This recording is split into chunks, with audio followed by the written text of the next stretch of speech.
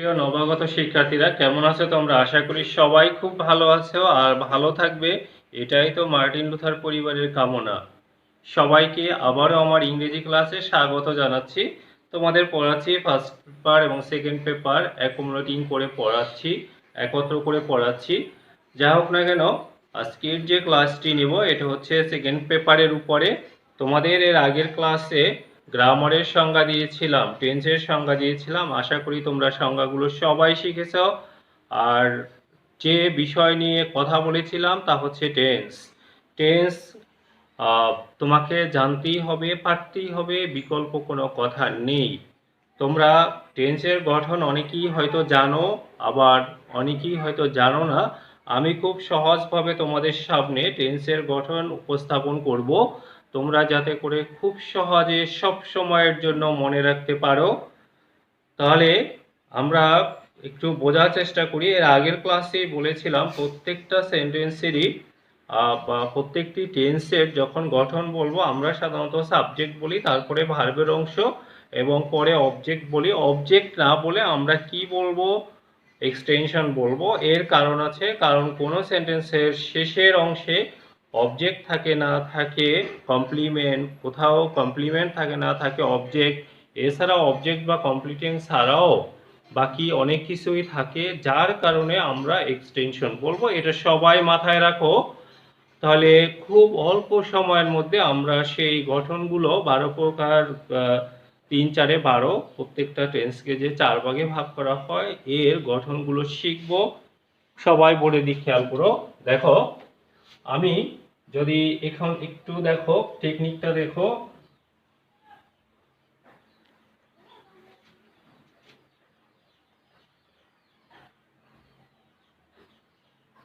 Indefinite tense কয় প্রকার? 3 প্রকার। ইনডেফিনিট টেন্স কয় প্রকার? 3 প্রকার। প্রেজেন্ট ইনডেফিনিট, পাস্ট ইনডেফিনিট এবং future indefinite. V1, V2, shall বা উইল প্লাস V1। আমি শুধু ভার্বের অংশটুকু লিখেছি, কারণ টেন্স মানেই হচ্ছে কি? টেন্স মানেই হচ্ছে ভার্ব। তাহলে আমি শুধুমাত্র ভার্বের অংশটুকুই এখানে লিখেছি। প্রত্যেকটা টেন্সই তুমি বলতে গিয়ে এখানে শুরুতে বলবে সাবজেক্ট, তারপরে ভার্বের অংশটুকু, তারপরে হচ্ছে এক্সটেনশন। এখন খেয়াল করো সবাই, দেখো ইনডেফিনিট, আমি বলবো ইনডেফিনিট টেন্স কয় প্রকার? 4 প্রকার। প্রেজেন্ট ইনডেফিনিট, পাস্ট ইনডেফিনিট, আর সরি ইনডেফিনিট টেন্স কয় প্রকার? 3 প্রকার। প্রেজেন্ট ইনডেফিনিট, পাস্ট ইনডেফিনিট এবং ফিউচার ইনডেফিনিট। কন্টিনিউয়াস 3টা, পারফেক্ট 3টি এবং পারফেক্ট কন্টিনিউয়াস 3টি, টোটাল 12টি। এখানে খেয়াল করো, যদি তোমাকে জিজ্ঞেস করা হয় এটা হচ্ছে খেয়াল করো, এটা হচ্ছে প্রেজেন্টের ঘর, এটা হচ্ছে পাস্টের ঘর, আর এটা হচ্ছে ফিউচারের ঘর। তাহলে প্রথমটাই হচ্ছে প্রেজেন্ট, পরেরটা কি? পাস্ট, পরেরটা কি? ফিউচার। একটি কোশ্চেন তোমাদেরকে করি, do you know what is the best time for human life? Your answer may be student life, but your answer should be now. That means present. Now is the best time for human life. সব সময় মানুষের জীবনের best সময় হচ্ছে এখন, মানে বর্তমান। তুমি পিছনে কি করেছো এটা নিয়ে চিন্তা করলে চলবে না। ভবিষ্যৎ আসলে সম্পূর্ণরূপে আনসার্টেন, সুতরাং বর্তমানকে কাজে লাগাতে হবে, প্রপারলি ইউজ করতে হবে বর্তমানকে। খেয়াল করো, তাহলে সবসময় তোমার জীবনের প্রত্যেকটি মুহূর্তই গুরুত্বপূর্ণ। প্রত্যেকটি মুহূর্তকে ভালো কাজে লাগাও, উন্নয়নমূলক কাজে লাগাও, মানুষের উপকারে করো, এটাই হচ্ছে, তাহলেই তোমার জীবন সার্থক। যাই হোক, দেখো তাহলে প্রথম হচ্ছে প্রেজেন্ট, পরেরটা পাস্ট, এরপরটা হচ্ছে ফিউচার। এখানে খেয়াল করো, যদি তোমাকে জিজ্ঞেস করা হয় প্রেজেন্ট ইনডেফিনিটের গঠন বলো, তুমি বলবে subject plus V1 plus extension. V1 মানে হচ্ছে, একটু দেখে নাও এখানে, আমি একটু এখানে বলে দিচ্ছি। V1 দ্বারা আমি বোঝাচ্ছি present form, present form. V2 দ্বারা বোঝাচ্ছি পাস্ট ফর্ম, পাস্ট ফর্ম, আর V3 দ্বারা বোঝাচ্ছি past participle, past participle form. তাহলে V1 মানে প্রেজেন্ট ফর্ম, V2 মানে পাস্ট ফর্ম, আর V3 মানে পাস্ট পার্টিসিপল ফর্ম, ভার্বের ফর্ম। আচ্ছা, এখন খেয়াল করো, যদি তোমাকে জিজ্ঞেস করা হয় প্রেজেন্ট ইনডেফিনিটের গঠন, খুব মনোযোগ দিয়ে খেয়াল করতে হবে কিন্তু। তোমাকে যদি জিজ্ঞেস করা হয় প্রেজেন্ট ইনডেফিনিটের গঠন, তাহলে তুমি কি বলবে? সাবজেক্ট প্লাস V1 বা প্রেজেন্ট ফর্ম, ভার্বের প্রেজেন্ট ফর্ম প্লাস এক্সটেনশন। যদি বলা হয় পাস্ট ইনডেফিনিটের গঠন, বলো সাবজেক্ট প্লাস V2 বা সাবজেক্ট প্লাস ভার্বের ফার্স্ট ফর্ম প্লাস এক্সটেনশন। যদি বলা হয় ফিউচার টেন্সের গঠন বলো, ফিউচার ইনডেফিনিটের গঠন বলো সাবজেক্ট প্লাস শ্যাল অথবা will plus V1 plus extension. তার মানে দাঁড়াচ্ছে, আমি যে 12টি টেন্সের কথা তোমাদের বলবো বা বুঝাবো, প্রত্যেক ক্ষেত্রেই শুরুতে থাকবে সাবজেক্ট, শেষে থাকবে এক্সটেনশন, মাঝখানে শুধু পরিবর্তন হবে। তাহলে এখানে খেয়াল করো, যদি প্রেজেন্ট ইনডেফিনিট হয় তাহলে V1, পাস্ট ইনডেফিনিট হলে V2, আর যদি ফিউচার ইনডেফিনিট হয় তাহলে শ্যাল অথবা উইল প্লাস V1। দেখ, দু একটা উদাহরণ দেখি। যদি বলি আই প্লে ক্রিকেট, এখানে সামনে পিছনে কোনো দিক টেন্স আইডেন্টিফাই করতে তোমাকে শুধুমাত্র ভার্বের দিকে তাকাবে। ভার্বের মধ্যেও আবার তোমরা জানো ফিনিট, নন ফিনিট, এটা নিয়ে আমি অবশ্যই তোমাদের খুব ভালো করে বোঝানোর চেষ্টা করব এবং ক্লাস নিব। তোমাকে শুধুমাত্র ভার্বের অংশটুকু, ফিনিট ভার্বের অংশটুকু দেখলেই তুমি টেন্সের নাম বলতে পারবে, ভয়েসের নাম বলতে পারবে। তাহলে এই সেন্টেন্সের মধ্যে ভার্ব কি? প্লে, এটা হচ্ছে ভার্বের কোন ফর্ম? V1, সুতরাং এটা প্রেজেন্ট ইনডেফিনিট টেন্স। সুতরাং এটা কোন টেন্স? Present indefinite tense. যদি আমি এখানে প্রেজেন্ট ইনডেফিনিট টেন্স, যদি এখানে প্লে না লিখে আমি প্লেইট লিখতাম, তাহলে ভার্বের যেহেতু V2 মানে এটা পাস্ট ইনডেফিনিট টেন্স। দেখো, আমি শুধু পরিবর্তন করতেছি ভার্বের অংশটুকু এবং টেন্সের নামও সাথে সাথে কি হচ্ছে? পরিবর্তন হয়ে যাচ্ছে। এখানে যদি বলি আই শ্যাল প্লে, তাহলে এখানে কোনটা? এটা হচ্ছে ফিউচার ইনডেফিনিট। তাহলে টেন্সের নামের সাথে সাথে টেন্সের পরিবর্তনের, দ্যাট মিন্স ভার্বের পরিবর্তনের সাথে সাথে টেন্সেরও পরিবর্তন হচ্ছে। এবারে তাহলে তোমরা অবশ্যই বুঝতে পেরেছো যে প্রেজেন্ট ইনডেফিনিট হলে V1, পাস্ট ইনডেফিনিট হলে V2, আর ফিউচার ইনডেফিনিট হলে শ্যাল অথবা উইল প্লাস V1। এবারে দেখো, ইনডেফিনিটের পরে যদি আমি বলি কন্টিনিউয়াস টেন্স, কি? কন্টিনিউয়াস, প্রেজেন্ট কন্টিনিউয়াস হলে am, is, are, past continuous হলে was, were, ফিউচার কন্টিনিউয়াস হলে shall be অথবা will be। যে কোনো কন্টিনিউয়াস মানেই হচ্ছে মূল ভার্বের সাথে আইএনজি। কি বললাম? মূল ভার্বের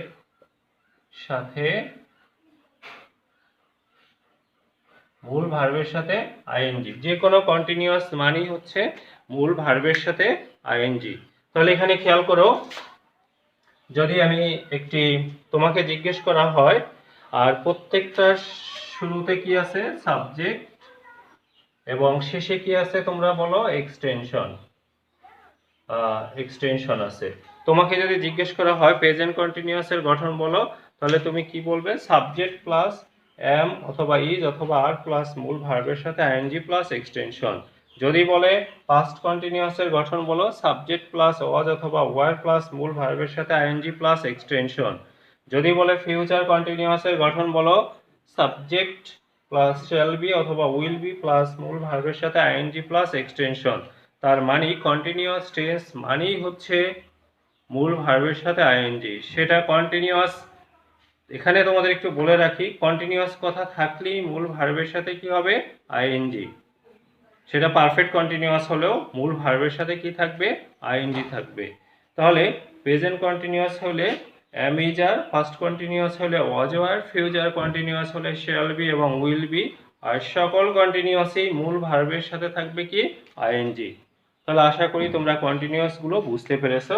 যেমন একটি উদাহরণ দেই, হি ইজ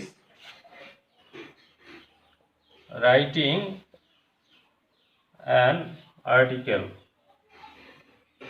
এখানে খেয়াল করো, ইজ এম ইজ আর থেকে ইজ রাইটিং, সুতরাং প্রেজেন্ট কন্টিনিউয়াস। দেখো টেকনিক, দেখো শুধুমাত্র এখানে ইজের স্থলে ওয়াজ দিলে কি হয়ে যাবে, পাস্ট কন্টিনিউয়াস। যদি শুধুমাত্র আমি এখানে হি উইল বি দেই, হি উইল বি দেই, তাহলে এটা হয়ে যাবে কি ফিউচার কন্টিনিউয়াস টেন্স। তাহলে তোমরা ইনডিফিনিট শিখলে তিনটি, কন্টিনিউয়াস তিনটি। এবারে খেয়াল করো পারফেক্ট টেন্স। পারফেক্ট টেন্সে দেখো প্রেজেন্ট পারফেক্ট হলে হ্যাভ অথবা হ্যাজ, পাস্ট পারফেক্ট হলে হ্যাড, ফিউচার পারফেক্ট হলে শ্যাল হ্যাভ অথবা উইল হ্যাভ, প্লাস যে কোনো পারফেক্ট মানি, যে কোনো পারফেক্ট মানি মূল ভার্বের থার্ড ফর্ম V3। তাহলে এখানে সাবজেক্ট এবং এখানে এক্সটেনশন। একটু খেয়াল করো, যেমন কন্টিনিউয়াস মানে যে কোনো কন্টিনিউয়াস মানে মূল ভার্বের সাথে আইএনজি, আর যে কোনো পারফেক্ট মানে মূল ভার্বের থার্ড ফর্ম। একটি উদাহরণ দেখো, I have gone there।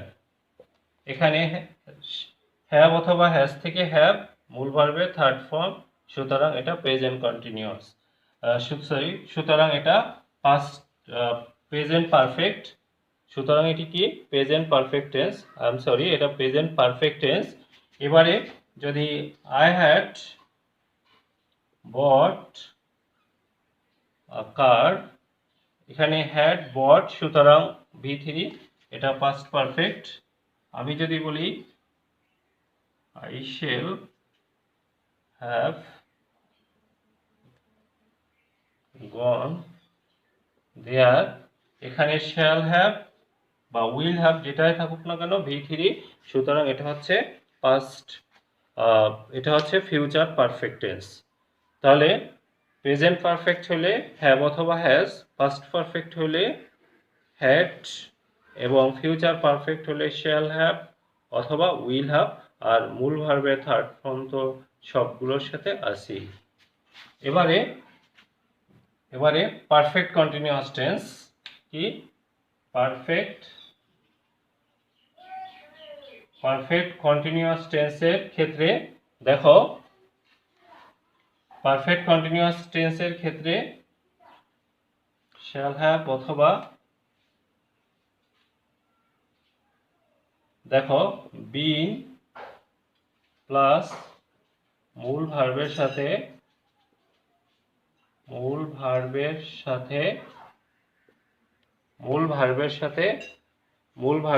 ING, মূল ভার্বের সাথে কি বলতো আইএনজি।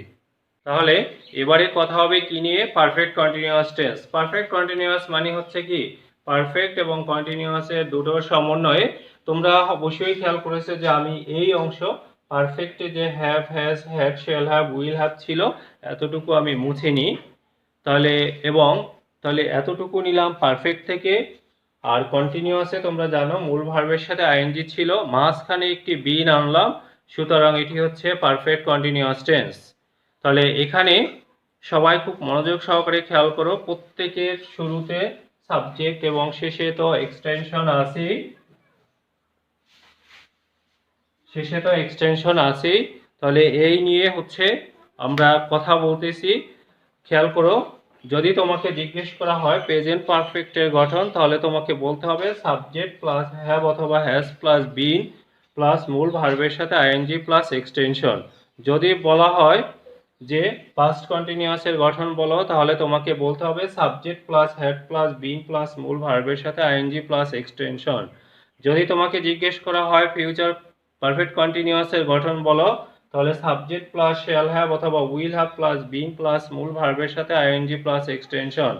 তার মানে দাঁড়াচ্ছে যে কোনো পারফেক্ট কন্টিনিউয়াস টেন্স মানেই বিন শেষে গিয়ে ভার্বের অংশটুকুতে বিন প্লাস মূল ভার্বের সাথে আইএনজি।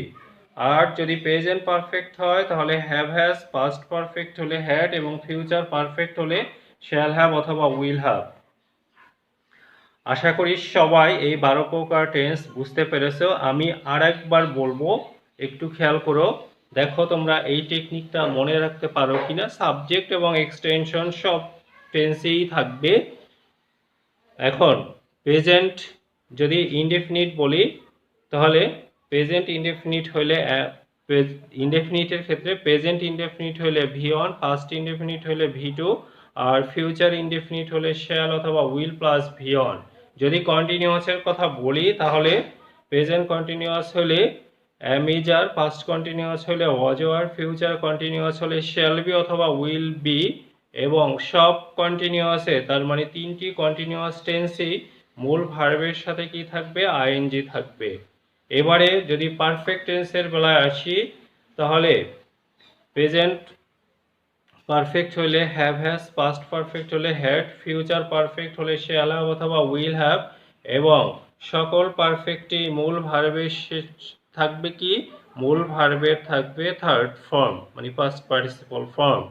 এবারে যদি পারফেক্ট টেন্সের কথা বলি, পারফেক্ট কন্টিনিউয়াস টেন্সের কথা বলি, তাহলে প্রেজেন্ট পারফেক্ট হলে হ্যাভ হ্যাজ, পাস্ট পারফেক্ট হলে হ্যাড, ফিউচার পারফেক্ট হলে শ্যাল হ্যাভ অথবা উইল হ্যাভ। এবং সকল পারফেক্ট কন্টিনিউয়াস টেন্সেই শেষে ভার্বের অংশের শেষে বিন প্লাস ভি ওয়ানের সাথে, দ্যাট মিনস মূল ভার্বের সাথে আইএনজি। তাহলে আশা করি সবাই তোমরা খুব ভালো করে বুঝতে পেরেছো। টেন্স আর ভুল হবে না, খুব সহজে এভাবে মনে রাখবে একেবারে, মানে সিরিয়ালি।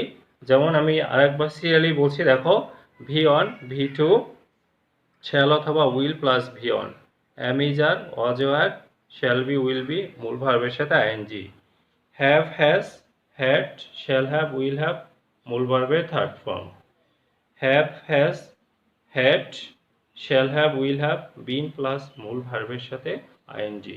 তাহলে মনে রাখার জন্য খুব সহজ হয়ে অল্প সময়ে তোমরা মনে রাখতে পারবে।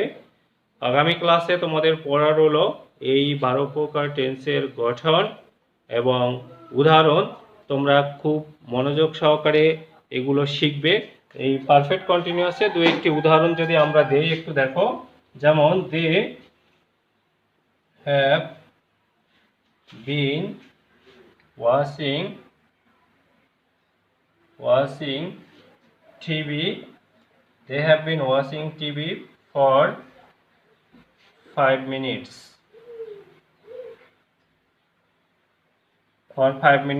এখানে যদি আমি হ্যাভ এর স্থলে হ্যাড লিখি, তাহলে এটা হবে পাস্ট পারফেক্ট কন্টিনিউয়াস টেন্স। আর যদি আমি এখানে উইল, খেয়াল করো, যদি আমি এখানে উইল হ্যাভ লিখি, উইল হ্যাভ বিন, তাহলে এটা হবে ফিউচার পারফেক্ট কন্টিনিউয়াস। আশা করি সবাই টেন্সের গঠন খুব সহজে মনে রাখতে পারবে এবং বুঝতে পেরেছো। আজ এ পর্যন্তই। সবাই ভালো থাকো, সুস্থ থাকো। দেখা হবে আগামী ক্লাসে ইনশাআল্লাহ।